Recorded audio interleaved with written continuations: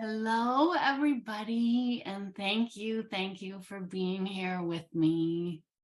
Half of me ends up going, who am I to be here? And the other half goes, thank God they come and share this with me because it's so special. So thank you for being here and welcome. I'm super grateful for you. I wanted to just go over some of the things that we typically do in class for anybody who hasn't been here before. We'll have our check-ins right in the beginning this time, which I'm super excited to do. Those end up being a really special time where we can share what is kind of staying with us, what we're carrying with us at this moment from this day, from this week, from something we just can't seem to put in place. And that is a voluntary offering where if we feel like sharing, we can. And if we feel like saying, I pass, we can pass. We invite everybody to share what they would like to share. And the expected response from everybody else is a thank you at your heart, however feels comfortable for you. But it's not a time where we offer advice or say how we would have done something or do anything like that. It's a place where we just give a loving space to hold each other's different experience. So our group is called Our Mettaverse, and metta with 2 T's means loving kindness. And so it's our intention to come together in a group with loving kindness for each other and for each other's experience without judgment. So thank you for being here.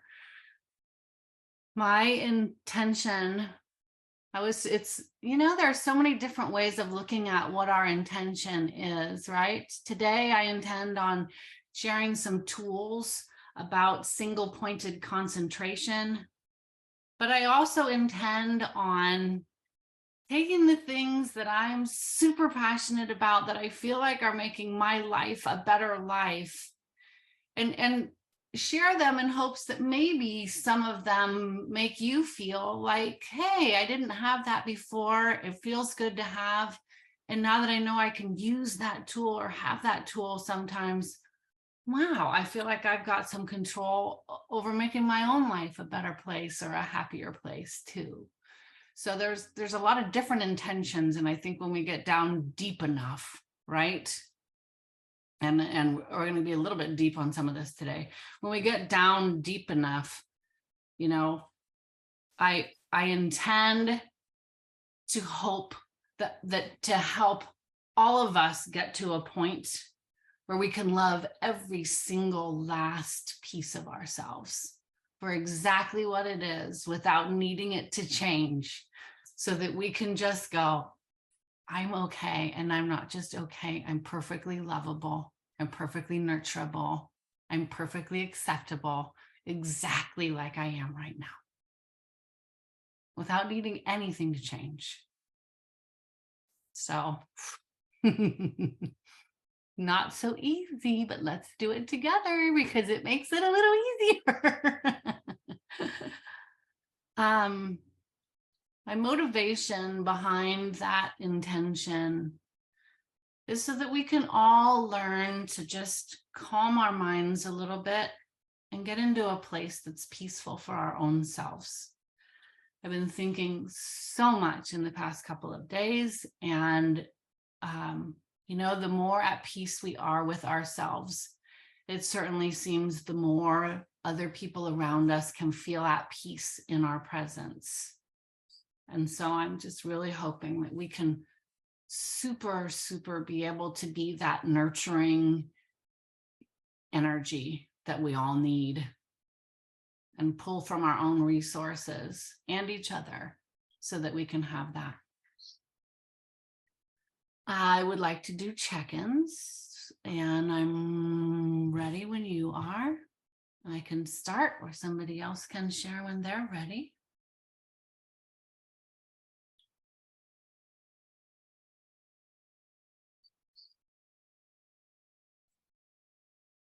Okay, I'm gonna start. Okay. The whole week I was anxious, very anxious. I had a really hard week. And I decided to investigate why I was that way. I mean, I was feeling really bad. And I just stopped, and because the reason I stopped is because I had to do a lesson to a student, and my intention was to be my best doing that class with her. I didn't want to bring any of this energy to her. So I decided to do a meditation. And I realized that I was grieving my loss of my marriage. And I thought I was over with. And going forward, after that realization, I have to be compassionate to myself and realize that I need more time to get over with this loss. Even though, cognitively, I want to be away from the bad feelings, I'm still grieving my loss. So that's why I don't feel, my best today. But still, I wanted to be in the class because I know I'm gonna get something good out of it. I mean, I already feel like I am being compassionate to myself and giving me the time, the space that I need for myself to grieve this. That's all. Thank you. Thank you, Annabella. Thank you. Thank you for sharing that. Yeah, good. Anybody else want to do a check-in? I can. Yeah, I'm doing pretty good today. Yes, and it's interesting how things change from day to day. One day you're just doing fine, and the next day you're just, maybe on the floor. So who knows, But today I feel pretty good. But I have been practicing my self-care and boundaries with my family and my, just for myself. And I think it actually helps everybody if you can have boundaries that are firm yet friendly. I'm really working on that kind of thing. It doesn't have to be, boundaries don't have to be this like mean thing. That's, I think people have this idea, at least I think I actually had this idea that boundaries were something that you put like a wall you're putting up or something, but it's really just, things to help everyone understand what you need and what is best for, it's actually being kind when you can let people know what you need and what you're willing to do and not willing to do. I think that's actually more of a service to them to understand what, for yourself. So I think that helps relationships all around instead of just doing things that you don't want to do and then being resentful afterwards, because I've done plenty of that in my life, because I have grown up in a family with not very good boundaries. And so that's something that was really hard for me. So I'm starting to understand the value of good boundaries and what that is. So that's been helpful. I've been doing a lot of self-care. I've been going to over to the ocean in the morning and doing some meditation and getting some sunshine in the morning and walking and things like that. And I've been doing yoga and just trying to take care of myself and resting when I feel like I need to lay down, just that kind of stuff. You're just kind of allowing yourself time to process things and feelings and stress and all of that. So I've been able to handle things a little bit better with my sister. Things are still not good. They're about the same, but I've been able to figure out a way to deal with it a little bit better. So I'm happy about that. So today I feel pretty good. So that's all I got.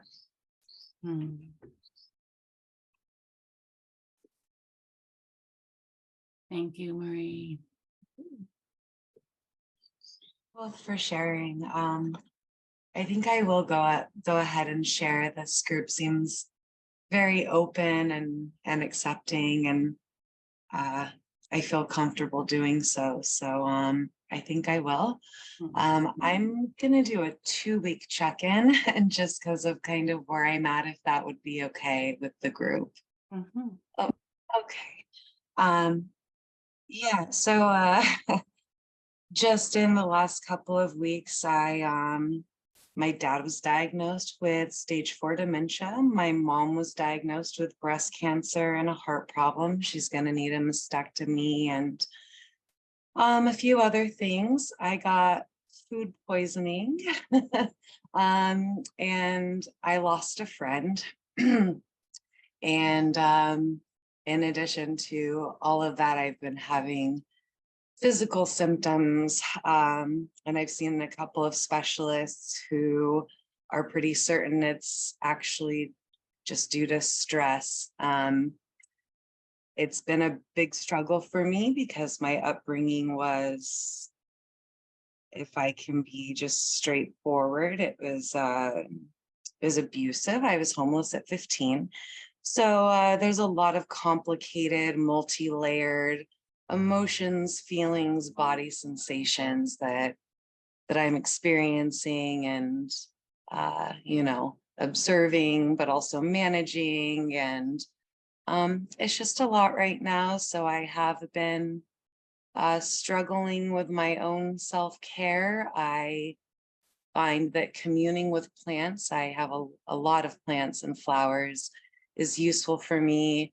And I've been deep diving back into my roots of mindfulness and the contemplative practices. And I realized maybe just a few days ago that sort of a piece that's missing for me in healing is that social aspect, that social support. I stay at home a lot. I just lost my job a few weeks ago. So I'm trying to find that sort of connection with other people, and trying to manage the best that I can with the things that I do know. So I'm doing the best that I can with self-care and trying to be observational, feel my feelings, and move forward. So not to overshare, I hope not, but Not at that all. is where I am. Mm. Thank you So very much thank you for sharing. listening. Thank you. Thank you. Beautiful shares. And I do truly love this space because I do feel like we can just completely open up, and everything that is brought here is sacred. And then, Denise and all of us love to just hold that space for everyone to be so open. So grateful for it. For me, a lot has actually been changing. My husband has decided to venture out and start his own business again. So nothing new for us. We've bopped around from several different states in the last few years, and every place we go, we start our own business. So the feeling is almost always the same. You kind of feel like you're on the leading edge, and not sure where it's going to go and lead, and you get excited and nervous, and it's just living life to the fullest. And it's where we find a lot of joy is creating. And so we're excited to be starting this new chapter here in Florida. So I'm curious where everybody else though is calling in from, because it's so dark here, and everywhere else it's so sunny and beautiful. So but what I've been working on lately, just within myself, I listen to a lot of Abraham Hicks and love her teachings. And mainly what I've been focusing on is maintaining my cup and filling it up. And one analogy she gave was, you don't get angry with yourself when you pull into the gas station and your tank's on E. And emotionally, when we are just empty. We can be so hard on ourselves. And so I've been trying to, even from a physical perspective, make sure my gas tank is always full, monitor, myself when I'm running around with the kiddos, that, hey, I've got enough energy, I'm feeding myself, so that even if I'm halfway empty on my gauges, I'm filling myself right back up time and time again. And I've noticed just energetically, I feel more full, more abundant, just monitoring that. And I'm seeing it in almost every aspect of my life, because I feel like how you do one thing shows up in every other facet. So it's just what I'm working on vibrationally right now, is just, obtaining more and more abundance and energetic flow, and maintaining my cup. And even for tonight, I had a few things where I thought the baby was going to be asleep, and she wasn't. I'm like, well, should I come? I feel pretty good tonight. And I was like, nope, even though I feel pretty good, I want to feel amazing. And coming here and showing up fills my cup up immensely, and it just overflows. So grateful to be here with all your beautiful selves. Thank you. Thank you, Rachel. Thank you.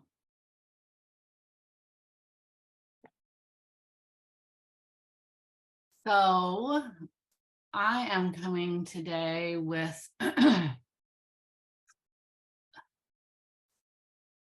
with a lot of pensiveness in the past couple of days. I'm going to tell a quick story. There was somebody that I met in Santa Cruz at a place called Land of Medicine Buddha, where I first started taking some courses that invited me to this whole subject.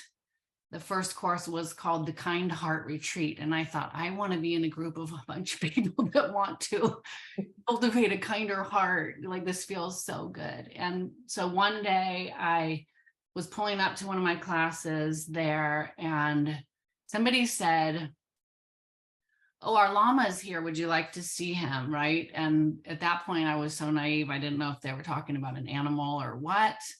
And so I was like, well, what would I do if I saw the Lama? And they said, oh, well, that's our spiritual teacher who founded this retreat center and plenty other retreat centers. And I got to hold it together for this, you guys. And so I went up to this Gompa area where they had built this building that I didn't know, a stupa it was called, excuse me. And I didn't know what a stupa was for or why it was there. And so I met another person that was up there. Maybe there were 12 of us or 15 of us. And I said, she was in one of my classes, and I noticed her, and I said, what do we do here? She said, oh, well, Lama basically comes up and then he just greets each one of us. And we have, I don't even know what it's called, still this white scarf that we have. And we put that scarf over him, and then he puts the scarf back on us. And it's like a blessing that he gives us. And so I said, well, what do I do if I don't have a white scarf? And she was like, I wonder. And so I said, well, why don't you stand in the beginning of the line? And then you kind of give him the scarf. And then when he gives it back to you, you can come pass it to me, and then I'll have a scarf to give him. So she was like, that can work. Let's do it. So this little guy in a maroon and yellow robe comes out of this car and steps out and starts to greet like a bunny rabbit. And evidently you can have him bless your animals too.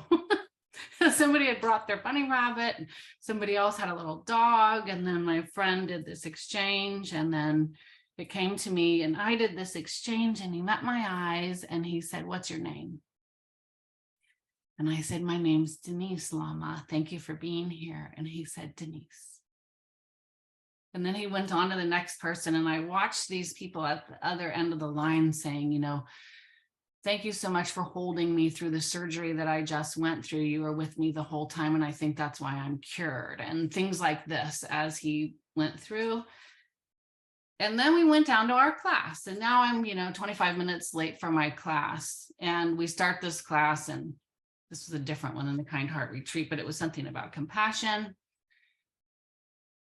And all of a sudden I felt this like relief of anything that I had ever judged myself for in a negative way.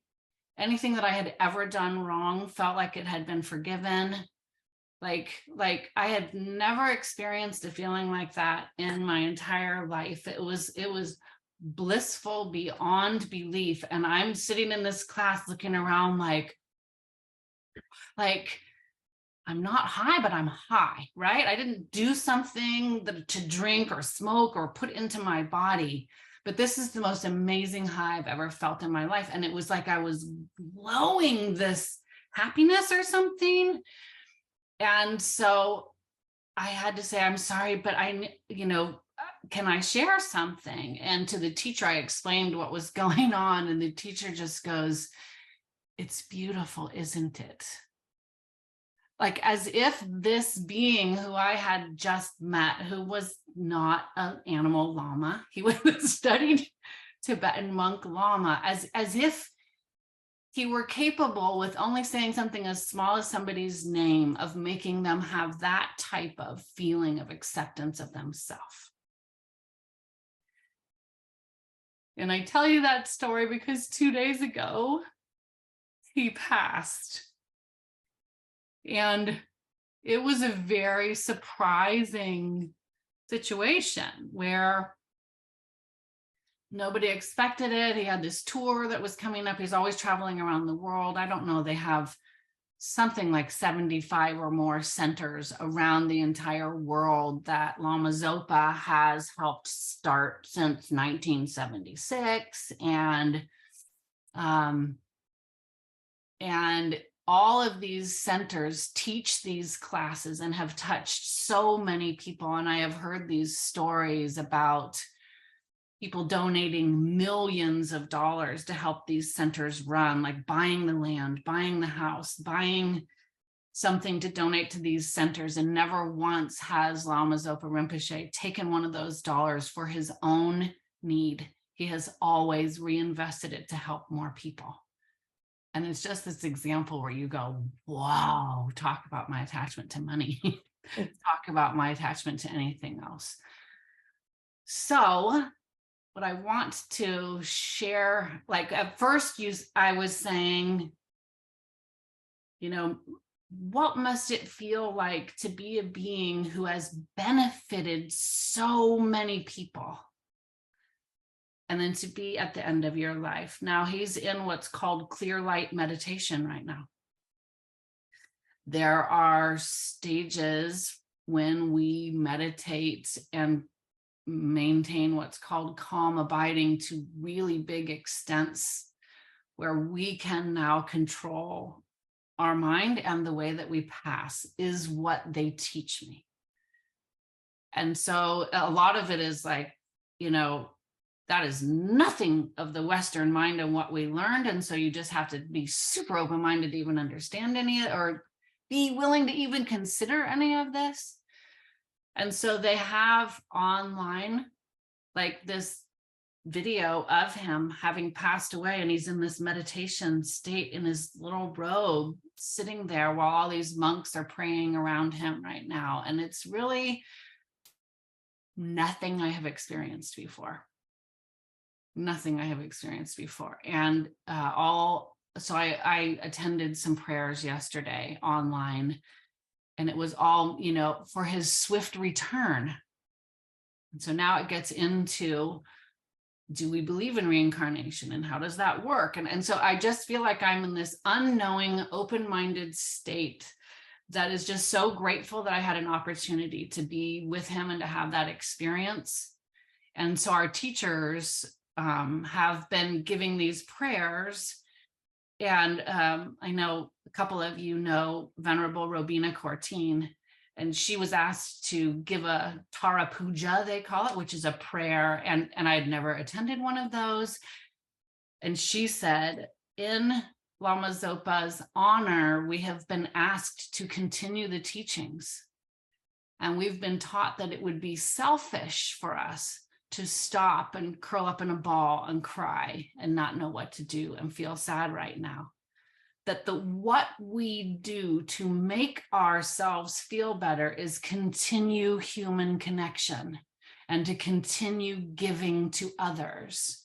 And so I watched her choke her way crying through this prayer for us. And I just thought, wow, like, as we all experience these hard feelings that we have not been perfectly nurtured through to know, how do I handle this emotion? You know, I can't remember a time that somebody has said, continue connecting with other human beings and giving to them while you're suffering because it will make you feel better. I can't remember learning a lesson like that. So I went and just attended these and listened to them. And a lot of them are in Tibetan and English. And a lot of it isn't, I don't understand any of it. But the intention behind it was all this swift recovery and swift return of Lama Zopa. And it was this wish that we all understand the strength of our own ego. And what was so amazing to me in this, and a lot of things were amazing, were that these were people who have studied for 35 years to learn how to calm their mind. And still they have to remind themselves in this repeated mantra and this repeated, I'm going to share my screen really quickly so you can see a little Lama Zopa. There we go. I just wanted to show you a little picture of who I'm talking about here. So still, I'm going to take that back down. Is that okay?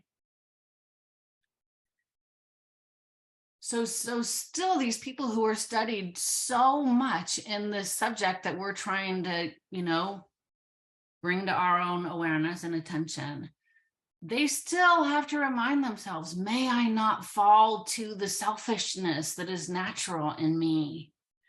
May I not fall to the attachments that are in me to material things or shiny things or whatever it is, right? So that what I could take away from it is, hey, we're not going to study this for a week and then all of a sudden we're going to be able to just give each other pure love and feel pure love for ourselves. This is like a lifetime study. And if we believe in reincarnation, maybe it's a couple lifetime studies. So we must be patient with ourselves and we must be kind with ourselves. And when we're strong enough, we must remain human connecting. We must not stop and say, poor me, I feel like crap. I'm going to give myself all these excuses to feed that feeling. Rather, I am going to know that by connecting with other humans, it will make me feel better too, even when it's hard. I don't want to put you on the spot right now, but I do just want you to think on your own. As I share this, and it may not be your subject, it may not be your teacher, it may not be your something, and I'm feeling kind of vulnerable in my, or tentative in my own feelings, right? In my own sureness. Does it feel like just ask yourself, does it feel like I'm bothering you or I'm harming you by bringing the not good necessarily with me also right now? And if you were to bring there's some good things and there's some not good things and there's some things I'm learning from towards other people with an intention just to share, could it be okay? And we're learning this together. I'm learning this simultaneous with us in this group right now, right? Is it okay to express something that means that much? I mean, I'm going to come back to our kind of normal outline now, and thank you guys very much for allowing me that time. And within our sharing, would we ever be able to just look at each other's face in what we think of? You know, we see a picture, we see an image, and all these stories get put on that image or each other's face. Would any of the shares that we have just given each other space to do be readable from the other person without them being able to share them with us? No. I don't know that it could be. Maybe there's clairvoyant people. I do understand that you can get to that point, but I'm not there for sure. Right? And so if each one of our shares can teach me, wow, you know, as this judgment mind that I'm learning more and more is a phenomenon we all carry. This judgment mind could be contained a little bit. Could I open up my heart instead and give this person some space and some sensitivity?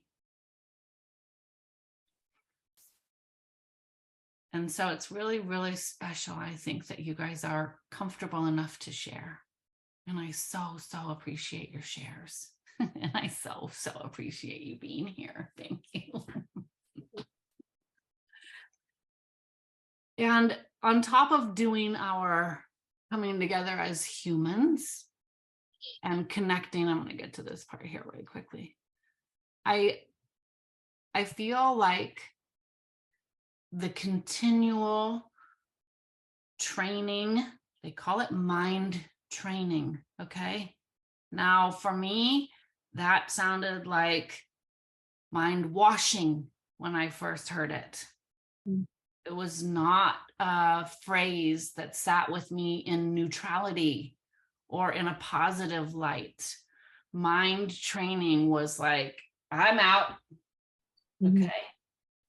And so, first of all, I want to remind us, if at any point in any time anybody is uncomfortable, I want us to be able to either share that, or, as I tell people, when I took all my classes, I sat at the back door in the back seat, ready to go. I needed to know that when this wasn't flying with me, I'm out. And everybody has that permission, of course. Please give yourself that autonomy, that control over your own emotions to say, this is not working for me. Sorry, it's reading my hand gestures here a little bit, so sorry. But please exercise that self-care a couple of you mentioned about. I'm uncomfortable and I need to walk out now. If something, you know, at any point in any time when we get together in any of these meetings doesn't feel right, it's okay. And it's okay to honor yourself. And I encourage you to honor yourself, please. Okay. So we've just learned that we all have some things that are like, whew, doesn't feel like maybe light or energy giving necessarily. Maybe it feels like they're taking energy. This stuff we're not sure what to do with. Maybe feels like it's taking some energy from us rather than giving energy to us. And so I believe that what I'm learning over this past few days, literally it was like 4 to 6 hours of prayers yesterday of this over and over and over. May I please be strong through this? May I please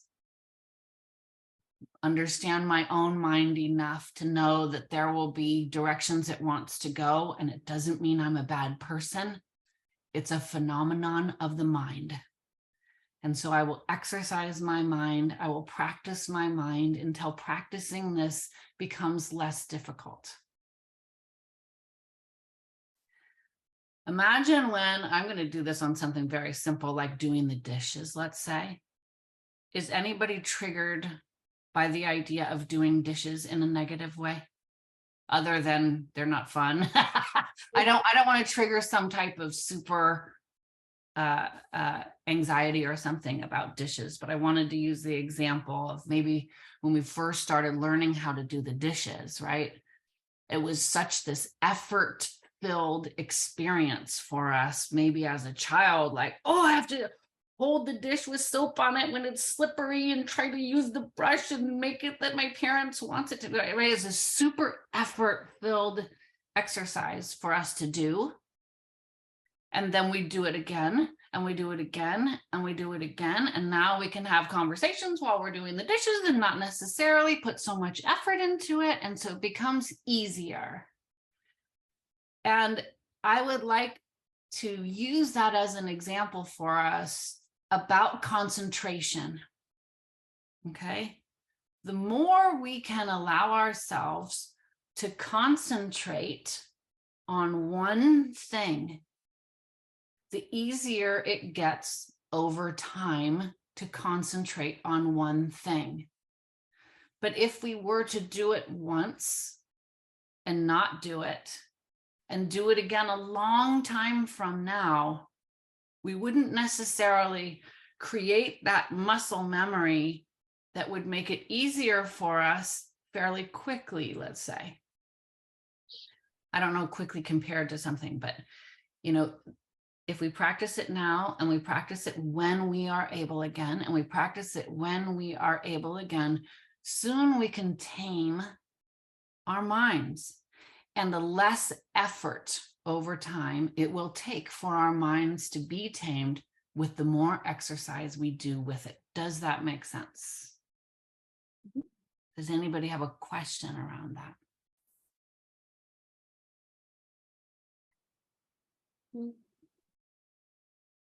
So I'm going to offer some of the benefits. I'm taking this really cool course, which is, it's actually Tibetan, not just mindfulness. So a lot of our classes are mindful intentionally so that every person or participant who feels like the word Buddhism freaks them out, there is this very big intentional movement right now to make a non-religious, have to be part of some certain type of label to understand the tools that seem to be effective within what does come from a lot of Buddhist teachings. So I wanted to share the class that I'm taking. It's called Tibetan Buddhist Meditation Teacher Training. Okay. And so within that, a lot of what I just took in my 2-year course is the same. Maybe they have more specifics that don't vary when you learn Tibetan meditation skills. Like every single teacher gives you these same skills, whereas in mindfulness, it's much more creative and different ways to look at it. So the benefits of us trying to meditate and trying to have concentration, as per this class, are being better able to embrace adversity, decreased stress, an improved ability to cope with pain, decreased anxiety, and increased ability to keep emotions in check, strategies for calming one's inner voice, an increase in the ability to pay attention. There's about 6 more. The development of compassion and loving kindness, increased relaxation, better able to deal with difficult people, improved quality of sleep, increased emotional regulation, a decrease in depressive relapse, a reduction in reactivity to people and situations, and the ability to manage negativity in a more constructive way. Who would have thought? Sounds pretty good. Who would have thought? Now there's this, here's a visual I'm going to give you guys quickly, and then does anybody have a hard stop exactly at 6:30? Because we're probably going to go to 6:45. or whatever time it is in your time zone. And it looks like we have, you know, Florida, Arizona, Hawaii, and California here with us. Yeah. Whichever time zone that you happen to be in. So let me share this screen really quickly. Go here. So there are these 9 stages of, if we get really good at meditating, this is what we can look forward to in the next stages. Okay. So I like to read the explanation down here because it means a little bit more in detail of how they explain this. So first we can set or place our mind. I'm going to think about my breath, right? When you're at the first of these 9 stages, can you read this okay? And I'm going to read it out loud also. You want it bigger? Does this help? Yeah, it's better. When you're at the first of 9 stages, your mind is trying to focus on the object. At that time, your mind is by habit distracted by conceptual arisings, things that we bring into our mind. We conceive of it, we bring it into our mind. Our mental weakness is what we have that we have so many conceptual arisings. Stage 2, that's not just you, right? That's a whole we thing here. Stage 2, continuously setting or placing the mind. To move to the next stage, the second stage, we must continuously and diligently focus. At this stage, our mind is still a rainfall of conceptual thoughts, and we're able to focus continually. We are unable to focus continually. We think about our family, our job, holidays, and difficulties. This rainfall of conceptual thought interrupts our focus. At this stage, we recognize that we have many. I can send this to anybody who wants it, by the way. At this stage, we can recognize that we have many distractions, that it's our monkey mind that's disturbing us. We recognize that we have so many thoughts in our mind, but here's my key word on that one. We recognize. So the first stage, we're there and it's just happening. And the second stage, we start to recognize that we have all these thoughts. It's when we try to focus that we recognize and become aware of how many thoughts are arising. Thoughts are always arising, but we don't think about this and we're not aware of it. Therefore, we need to apply this is more detail than you need to know right there or right now. Stage 3, resetting or patching the mind.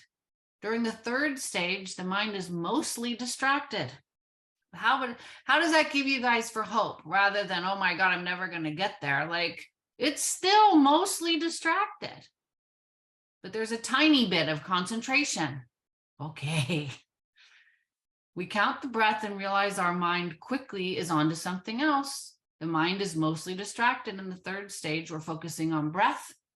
In terms of the 4 engagements, we don't have those yet. We're trying to get our mind back on track in that stage. Okay, so that is, I see the thought, and we're trying to bring that thought back to whichever our anchor is, most typically the breath. Increased or closed setting of the mind. We apply the power of introspection in this stage. Am I still focusing? If you're continuously focusing, then you don't need to apply the power of introspection. Am I still focusing? Because you are. Check where your mind is. Is it on your meditation or is it somewhere else? Is it having dinner? Mine, I have to tell you guys, my absolute most frequent distraction is food. It's crazy. I sit there going, I got this, I got this, I got this, Girl Scout cookie. You know, like it's amazing how much my mind gets distracted by food. Going shopping, planning your vacation. We are experiencing the second mental engagement, interrupted attention by distractions. That's another chapter with the engagements. You're aware of your mind interruptions in stage 4. I'm going to go back now, you guys, just really quickly. But first, we try to set our mind. Then we try to set it. We're aware that it's not. Then we try to bring the concentration, knowing it's mostly distracted. Then, my phone keeps going crazy. Then we get to the 5th stage, applying the mindful introspection. You're focusing with strong, forceful attention, and you're moving to being uninterrupted. Like now your muscle memory is starting to go, ooh, wait a minute. As I was counting my breaths, I got to 3 last time. I know I can get to 3. I know I can get to 3. I'm at 3. I'm at 3 rather easily. Now I'm going to try to get to 7. Right? So we're starting to tame the mind. You're molding your negative mind. Now you feel like you're getting there. You are disciplining the mind. Pacifying the mind in stage 6. You have joy. Like, it is amazing if we ever have the opportunity to go, I got all the way up to 7 and back from 7, and I didn't get distracted until I was like back and on number 2. The joy that comes with that focus is very obvious. Like nothing, like my intention is to stay here and focus. And I did. Whoa. Like no other distraction moved what my intention was. That's really joyful, right? Imagine you set a goal in life that you want to go do something and nothing distracts you. You go straight towards that goal. Pretty joyful. Same here with concentration. Then stage 7 is thoroughly pacifying the mind. Now you're at uninterrupted attention that results in your mind being better quality. 8, making one-pointed meditative stabilization continuous. When people get really good at this, it is said that they can have a 4-hour meditation on one object. That doesn't mean they're staring at the dot from the tip of the end of a pen. It means they're saying my breath is my object and everything I'm going to pay attention to is my breath. Or I've heard them have a drawing that is very detailed and ornate, and they can focus only on that drawing and all the parts of that drawing for that long. And then resting in equanimity or equal setting means without effort, you can focus. Like that's pretty crazy. Pretty beautiful and crazy. So I wanted to show you this little drawing here. I won't go into too much detail. I do want to do a little practice with us. But first, it's like something's coming after you and you're running and the elephant is your mind. And you're like, let's go. And it's chasing you, right? Then this is still coming after you and it's a little bit calmer. It's not running at this point. And there's this little tiny white part on the head of the elephant. And that's the clear part that you're taming. And as you go around and around these different stages, you're now resetting your mind. Okay, I got distracted, but it came back again. I got distracted. I can come back again.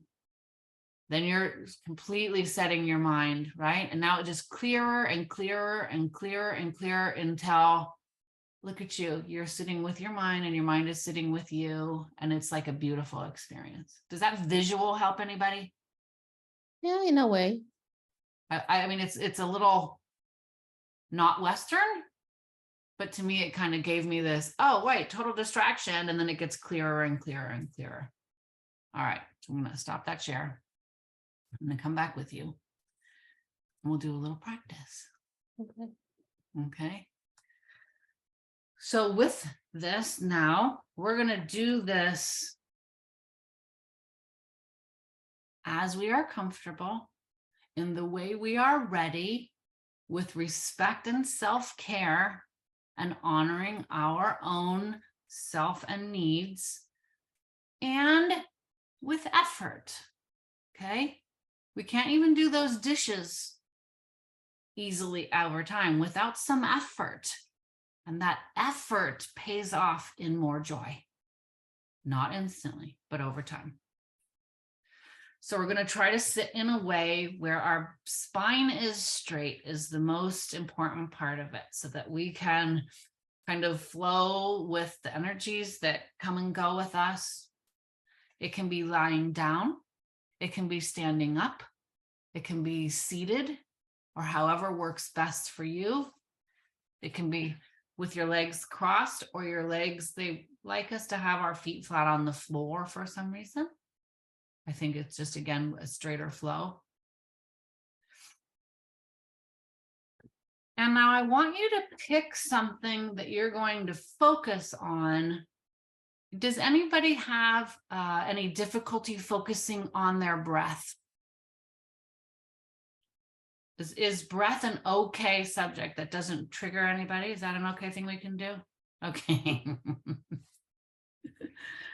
So now for this one too, I'm going to invite you to pick one place in your body that maybe if you practice between now and when we meet again in 2 weeks, if you're going to come in 2 weeks or whenever you'd like to join again, that you might say, maybe I'm going to try to commit to paying attention to my breath in this one spot. And I'm going to give you examples. Maybe I like to focus on the nostrils and like the inside or the upper part of my nose where the air comes in and out. Maybe I want to focus on the upper lip area where I can feel the air coming in and out of my nose. Maybe it's easier for me to focus on my lungs because I can actually like feel them get bigger and feel them decrease. So that's going to be the spot where I'm going to pay attention to my breath. Maybe it's in my belly. Maybe it's easier for me to just hold my belly with some kindness and to feel my belly go up and down as I breathe. And I'm suggesting this because they say that we'll create this muscle memory for taming the mind better if we pick a place that's comfortable for us and we try to use that place over and over and over again to familiarize ourselves with this pattern of exercise, okay? And then what we're going to try to do is the inhale at our own pace and the exhale out is a 1. Okay. Inhale in to exhale out. That's 2. And all we're going to do as we are very, very kind, loving, nurturing, and gentle with ourselves is breathe in and out for 1. And I just thought of a necklace, so I'm going to start all over again. I'm going to breathe in and out. Good. I'm going to breathe in and out. Look at that. I got to 2 this time before I thought about a Girl Scout cookie, but now I'm going to start all over again. Okay, back to 1. Okay. We're going to try to get ourselves up to 7. And very gently, if we can't, if we find ourselves getting distracted, we're going to come back to 1 and start all over again. And I'm going to set a timer for us now. We're going to do this for 6 minutes. Okay? So be really gentle with yourself. I will be here. We are all holding each other in loving kindness. And you can close your eyes or you can put your eyes down fairly closed as you attempt to just take your time, and I'll come in with a little bit of reminders in this 6 minutes, okay? As you're ready. If you have questions, please put them in the chat or let me know.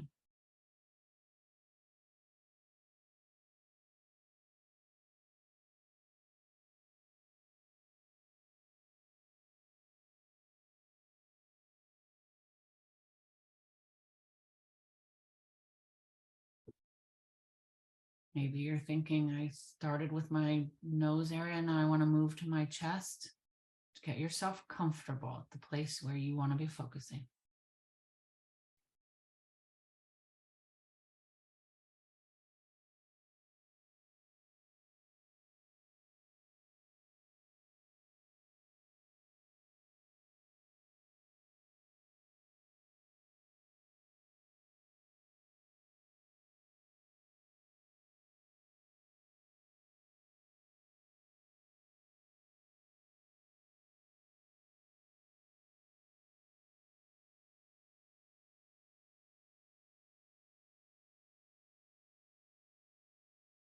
we're distracted, we start back at 1 with gentleness.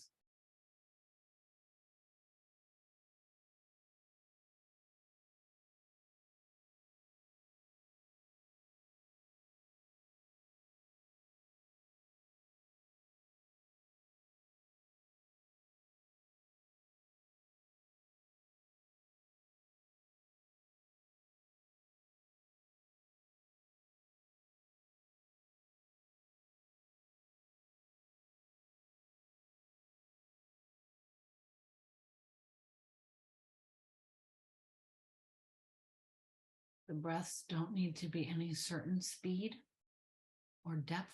It's up to you. If you want a big breath, it's okay.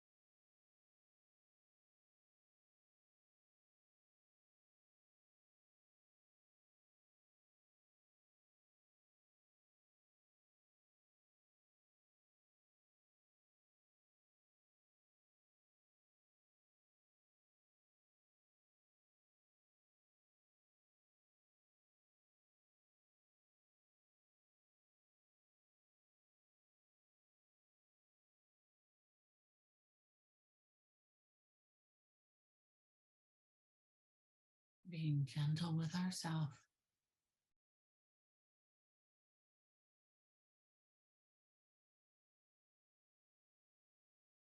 And just breathing.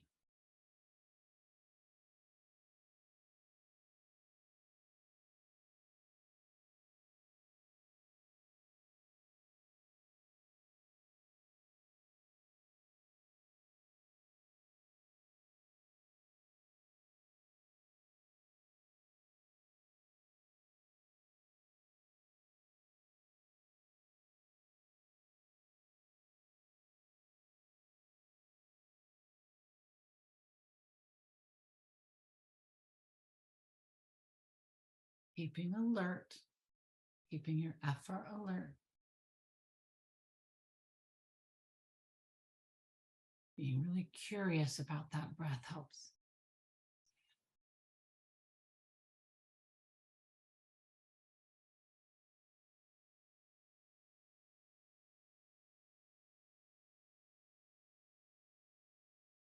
We've got about 1 more minute left.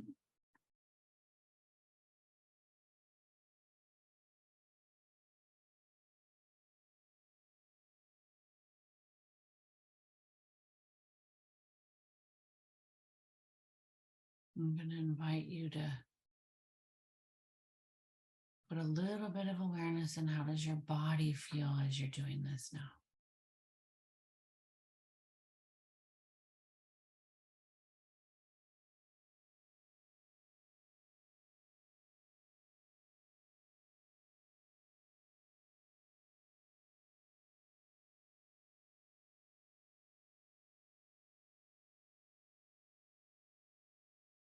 Everything that's here is okay.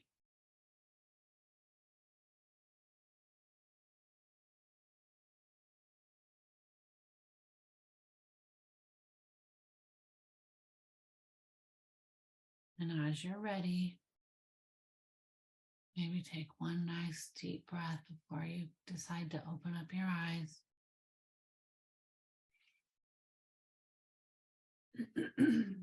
And then come back and join us.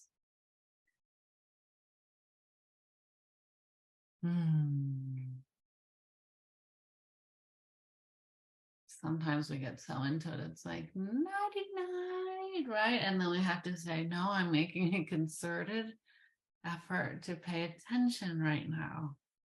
We're training that part too. Ooh, I have to exercise the not too relaxed part, but the comfortable part. Does anybody want to share what that felt like? That was a nice long one.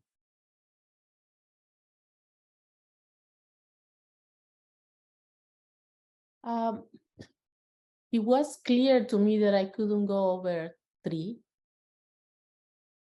That's for sure. Mhm. I am used to meditate 20 minutes, but I letting go my thoughts. They come and go. Mhm. And I just count from 1 to 10 and then I start all over. I know that I concentrate on the breath, but the thoughts come. And I start, chasing them, and then I realize that I have to go back to the breath. Mhm. So with this particular one that you just taught us, I felt like it was maybe easier for me to concentrate, to not thinking of thoughts. But that's impossible. I mean, I don't know. Who knows what's possible? I'm not implying something by saying that, right? Well, I'm not trying to get rid of my thoughts that come and go. I'm just trying to be aware when I get those thoughts and then come back to the breath. Mhm. This one is just more like, I felt like I needed to be more aware of the breath and not getting into thinking. It was a different one, a different Mhm. experience for me. Mhm. That's all. The thinking meditation that we allow ourselves is sometimes referred to as analytical meditation. So we'll allow ourselves to get quiet, get on a thought, and once we get to that thought, then we allow ourselves to analyze it. No, I don't And- analyze it. Oh, okay. I don't analyze it. I know that I'm gonna have thoughts and I'm gonna get lost chasing that particular thought, and then Letting it guide you, you're saying, okay. because I'm meditating, I know that I have to go back to the breath. That's my anchor. That's what I know. Mhm. But in this particular one, it's just counting how many I can get until I get to the. I mean, it's more concentration. Uh-huh. Got it. It's more concentration in this particular one. Okay. Mhm. Good. Thank you. Thank you. Anybody else?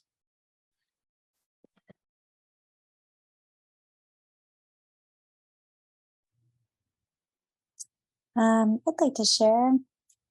So for me, it was actually picking the point of where I wanted to focus. And so many things rattled through my head, like, oh, I'll just pick the heart center. I love the heart center. I'm like, no, let's pick something that I want to work with. So it was my throat. And it's actually quite surprising because as I was following the breath and really honing in on my throat, there's a lot of trauma there. And I haven't necessarily ever come to that conclusion before, but when I was breathing into it, I was almost tearing up. It was just really emotional, just watching the breath flow. And I would get to a certain point. I think I got to like 4. And then it was almost like the energy told me to lift my chin up a little bit more. And I was suppressing my chin into my chest. And I was able to breathe deeper as I lifted my chin up. And then, following the breath a little bit more, I felt more comfortable opening up my mouth and allowing the exhale to just even feel the warmth of the breath and allow myself that permission to express what I needed to. And I think deep down, what I took away from it is I have a hard time valuing what I convey to others. I look to so many and I idolize their wisdom and what they offer to me.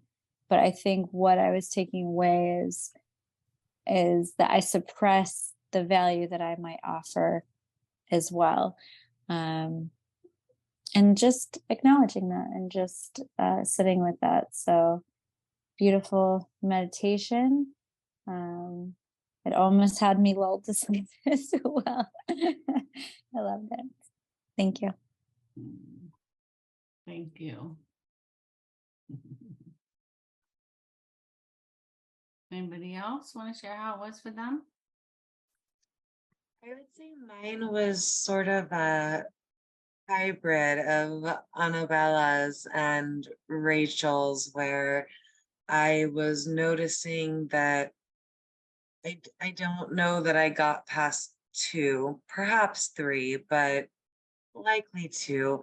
And then I was shifting that point of awareness, like, well, should it be where I'm experiencing pain, or do I want something more neutral, or well, this doesn't feel quite right, or maybe it should be around my third eye, and it was like space. And so I just noticed just kind of the amalgamation of those two, but I would say around the last minute or so, I would guess, that I sort of just started sinking in. I had chosen a point which was kind of around that third eye space because it has good associations and neutral associations for me. So by the end, I was just feeling very like my nervous system had given me a break. Thank you. Thank you. I want to I want to add that I have just learned recently that if we pick this spot that may feel comfortable, that we can go back to that spot over and over again. But I had not learned that before.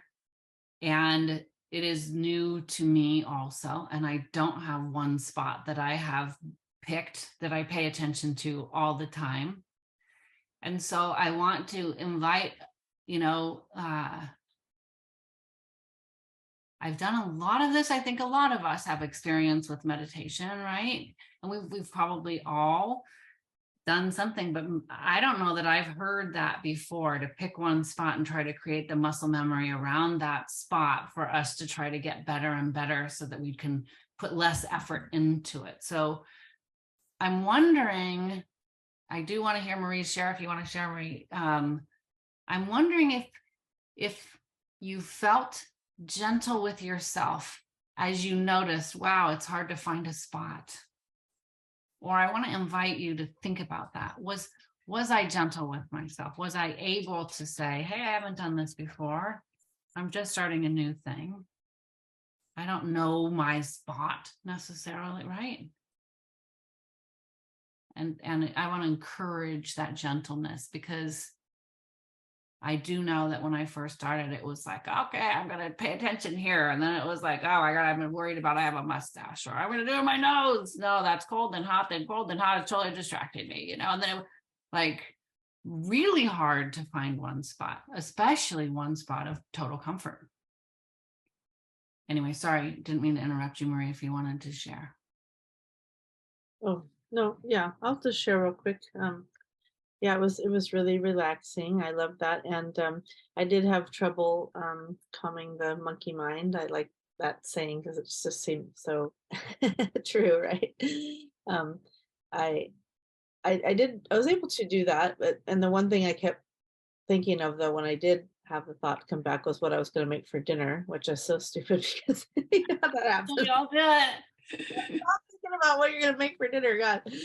So it's so silly, but yeah, and then finally kind of, as you bring awareness to that, and actually focusing on one place in the breath really helps. So I chose my lungs, and I went down into my belly because I like those big breaths where your belly can rise, when you're just really relaxed, kind of like a baby does when they breathe and their tummy goes up and down. Like that's such a nice breath, it's such a nice, so I was focusing on lungs filling up and then tummy, breath, like a really deep breath and then down. And so that focusing all the way up and down with that kind of kept me busy, kind of kept my mind on that. And so that was really nice. And it just, at